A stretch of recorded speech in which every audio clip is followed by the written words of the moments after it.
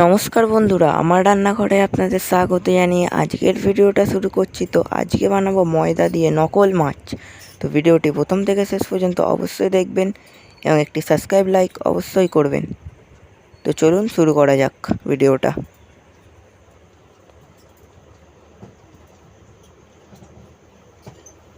তো প্রথমত এখানে নিয়ে নিয়েছি 1 বাটি ময়দা, তার মধ্যে অল্প পরিমাণে লবণ ও চিনি দিয়ে দেবো। তারপর 1 চামচের মতো সাদা তেল দিয়ে মিশিয়ে নেবো। তারপর জল দিয়ে ভালো করে ডোটাকে তৈরি করে নেব। আর কিছুক্ষণের জন্য চাপা দিয়ে কড়াইতে তেল গরম করে জিরে দিয়ে দেবো, শুকনো লঙ্কা দিয়ে দেবো। তারপরে একটা পেঁয়াজ কুচি ও একটা গাজর কুচি দিয়ে দেবো। তারপরে 1/2 চামচ লঙ্কার গুঁড়ো, লবণ ও হলুদ দিয়ে দেবো। তারপরে গরম মশলা দিয়ে দেবো 1/2 চামচের মতো।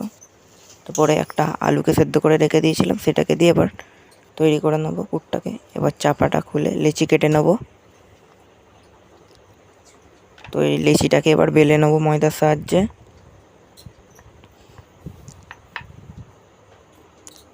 এবার 1 চামচের মতো পুর দিয়ে এবার একটি ছুরির সাহায্যে কেটে নেবো।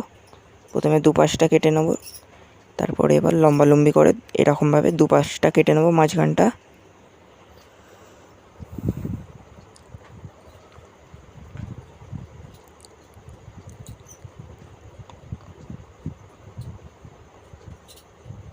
তারপরে এই যে অংশটাকে এরকম এক দিকটা তুলে আরেক দিকটা তুলে চ্যাপটাতে, তারপর একের পর এক দিতে থাকবেন।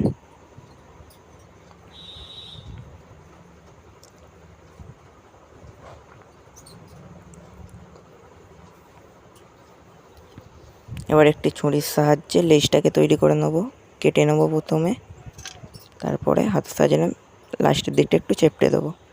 তারপরে একটি লবঙ্গ দিয়ে রেডি হয়ে যাবে নকল মাছ।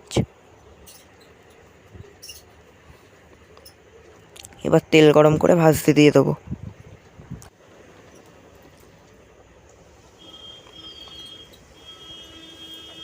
তো মোটামুটি লাল লাল করে ভেজে নিতে হবে।